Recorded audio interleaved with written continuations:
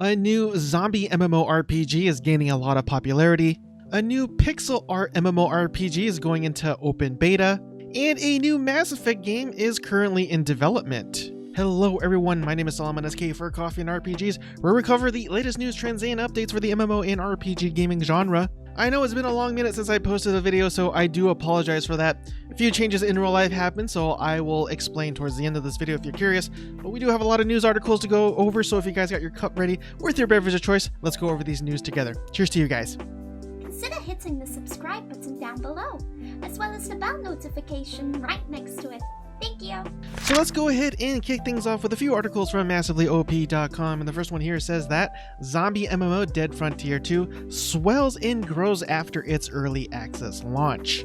This is a game that I covered earlier in the year, and at that time I believe this game was originally supposed to be an online co-op RPG, but apparently they swung directions, or changed directions rather, and made it into an MMO. But I don't think it's the traditional MMO that you and I might be thinking of, such as World of Warcraft. Let me know down in the comment section below if I am incorrect, but I do believe this plays more similarly to a survival MMO, very similar to the likes of, say, DayZ, Rust, Last Oasis, and even Population Zero. But it does go on to read that Dead Frontier 2 officially released on Steam Early Access in September, and that it describes itself as an old school survival horror game where players have to make every shot count and trade amongst themselves for precious resources. And as always, I do have the trailer playing right now, and admittedly it does look pretty scary, so it's probably a no for me, even though I've been playing Phasmophobia. I don't know why. I apparently hate myself. And in their next article, it says that Black Desert kicks off Thanksgiving events and announces a digital Calpheon Ball.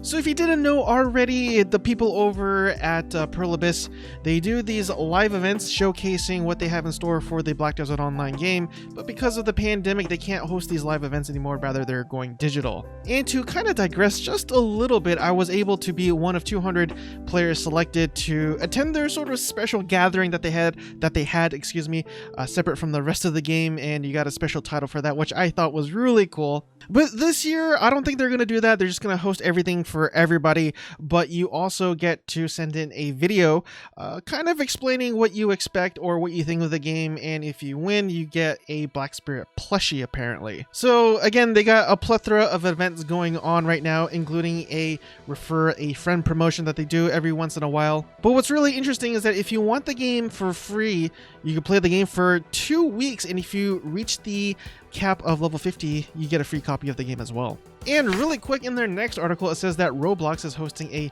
Lil Nas X concert series in-game this weekend. And this is very similar to what Fortnite does, if you didn't know already. I believe earlier this year, they did a digital sort of concert with Marshmello headlining the concert, but it looks like Roblox is doing something very similar. And they actually have Korn, which is really cool. I grew up during the 90s listening to the Korn, but they also have Blackpink, Travis Scott, Breaking Benjamin, BTS, Alice in Chains, and now Lil Nas X. And don't worry, if any of those names don't sound familiar to you at all, I get it, I'm a boomer too. Actually, I do know a lot of those names just because I'm a sucker for K-pop from time to time, but anyways, moving on. And in their next article, it says that ArcheAge Unchained is now selling an upgraded ArchePass bundle. I'm just gonna leave it at that and yeah, just kind of move on because you know why.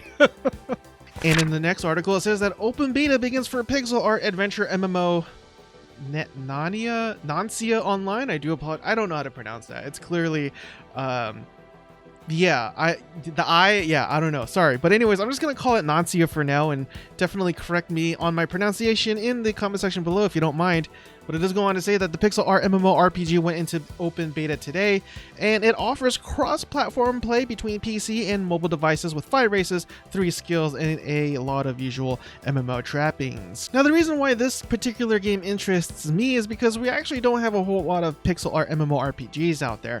Sure, there's a lot of pixel art games, but MMOs, not really out there. So I'll definitely be keeping my eye on this one to keep you guys posted as to what's going on and some of the new things that they come out with. Probably not really news to a lot of you out there, but I'm going to go ahead and quickly cover it anyways. And in the next article, it says that World of Warcraft kicks off the Shadowlands expansion event following maintenance today. And when it says today, it means yesterday. I'm a day late, so I do apologize. So again, the Shadowlands pre-expansion event kicked off yesterday, and there's a lot of things that you could do, including very, I guess you could say, Halloween-themed events as well. But then again, it's not really Halloween considering the lore that takes place within Shadowlands. But anyways, for example, you could become a zombie and infect others with the zombie virus in the capital cities, as well as taking on daily quests. But if this is something that is completely foreign to you, there is a really cool guide that explains all the things that you could do in the game, what they mean, the lore, all the quests and the rewards and all that stuff. I'll have a link to this down in the comment section below if you're curious and just want to get every single experience and sort of understanding of what's going on. So yeah, definitely check it out. Moving on over to MMORPG.com, where we do have one article. It says that Star Wars The Old Republic Friday live stream will share info on the update 6.2 Echoes of Vengeance. And I personally think this is really cool just because of the fact that the game is super old, and you might figure, hey, the game is in maintenance mode. But they continue to develop more content for this game, which I'm really impressed with and very pleased by. But if you're curious of this live stream, it is taking place on Friday, November the 13th. And arguably the highlight of this particular live stream is them showcasing a new flashpoint that involves the Mandalorians. And I don't think this is an accident considering the Mandalorian show on Disney Plus is wildly successful and popular right now, especially with Baby Yoda, excuse me. So maybe expect a Baby Yoda in this flashpoint. I don't know. And next we head on over to GamesRant.com for one article here, and it says that Sea of Thieves gifting Duke ship to players to celebrate Xbox Series X launch. Sea of Thieves is actually a beautiful looking game, even though some aspects looks a bit cartoony, but the ocean animation and just the vastness of the waters, it is very breathtaking. And the fact that they could even improve upon that is just so mind-blowing to me, as it says here that Rare's Sea of Thieves on Xbox Series X is receiving quite the graphical and performance overhaul thanks to the console's improved hardware. So what's really cool is if you end up playing this game for the Xbox Series console, it goes on to say here that the official Sea of Thieves Twitter revealed that the next-gen console owners can receive a free ship set theme after the Xbox Duke controller. And here's that Twitter post right here, and it's a ship that's green and black. Very Xbox-like, that's for sure. Kind of unusual, I will admit, but hey, a free ship is a free ship, right? And next we'll head on over to Gematsu.com for a few articles, and the first one here involves Genshin Impact version 1.1 update, which is now available. I admittedly have been playing this game, but super casually. It's a breathtaking game, very fun, but there's some other games out there that just take up too much of my time on a hardcore level, but for what it's worth, you're actually getting a lot of cool stuff if you've already just burned through the entire content. And as it says here, 1.1 update for Genshin Impact adds new playable characters. I'm going to butcher these names, so I apologize in advance. But they include Tartaglia, Diona, Zhongli, and Zhanyan. Man, but anyways, you're getting new characters, new weapons, new quests, new events, and new systems, including the city reputation system. And as you can see here in this article, they actually do go into detail as to what these changes and new content is. It's super long, just too long for me to cover it in this tiny little episode. So again, I'll have a link to this down in the pinned comment section below if you want a closer look as to all the new things that are coming your way. And in their next article, it says that Mass Effect, or a new Mass Effect game, in development with a quote-unquote veteran team. I really wish I had more information on that, but we really don't. They're very hush-hush about it. But in their official announcement from the general manager, Casey Hudson, he does go on to say that a veteran team has been working very hard at envisioning the next chapter of Mass Effect universe. We are in the early stages on the project, so can't say more than that just yet, but we're looking forward to share our vision for where we'll be going next. And moving on to altchar.com, we do have a few articles here, and sticking to Mass Effect news, that does go on to say that according to an online listing from Finnish retailer VPD, Mass Effect Legendary Edition is set to release on April 23rd, 2021. At the moment, it's unknown if the date is just a simple placeholder or something more.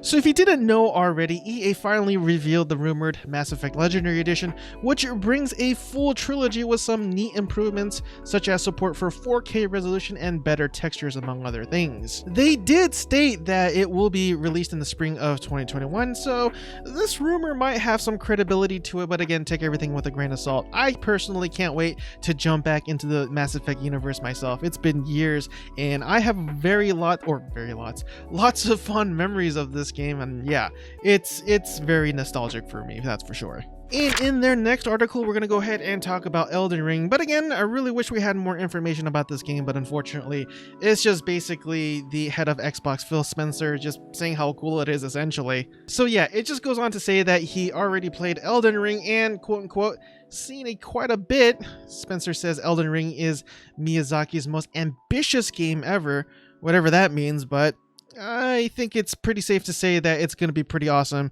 because if you didn't know already or you forgot, this is the game where it's written partly by George R.R. Martin, the same George R.R. Martin from Game of Thrones. Spencer also said that Elden Ring is clearly Hidetaka Miyazaki's biggest game up to date, so expect a proper mammoth once the game finally arrives, hopefully sometime in 2021.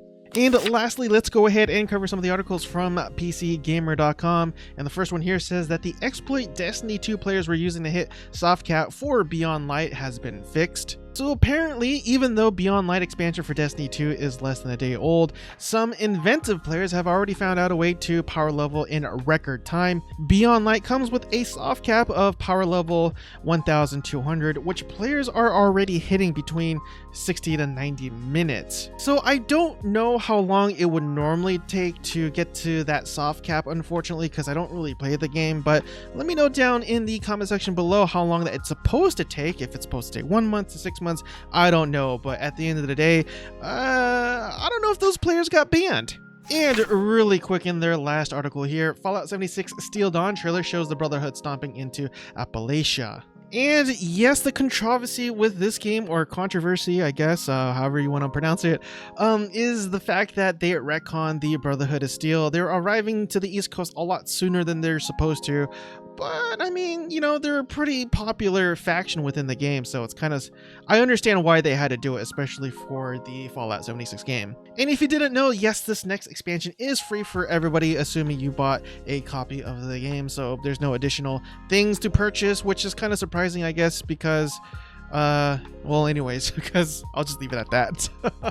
And that concludes today's episode of MMO and RPG Updates. I really do appreciate it if you made it with me so far, and you feel as though I have earned your subscription, please consider hitting the subscribe button down below, as well as the bell notification icon right next to it. I would greatly appreciate that. So the reason why I haven't been posting videos is because I finally got a job after looking for several months. I am now a private security officer, and what's even more fun, I put that in quotes, is the fact that I have to work graveyard shifts for the various companies that I work for. So yeah, they have me working anywhere between, say, 10 p.m. to 6, 7, even 8 a.m. And I kind of had to get used to the new schedule. And so now I sleep in the mornings and kind of wake up in the afternoons, which I kind of already did because I had really bad insomnia. So maybe this isn't such a bad thing. But because I'm getting to this new schedule and because I feel less tired, I'm able to continue my YouTube channel as I always wanted to do. But yeah, when I first started out, it was pretty bad. I was tired almost every single night, so I do apologize, and thank you so much for you guys who continue to give me support despite the fact that I haven't posted in a while. So it really means a lot to me that you guys still support me along the way. I am still committed to this channel. I really would like to grow this YouTube channel, but anyways, I will leave it as that. I don't want to ramble on for too much, and yeah, thank you so much for your support. Thank you for joining me for tonight. Hope you guys have a blessed night, and I will see you guys next time. Cheers again, everyone.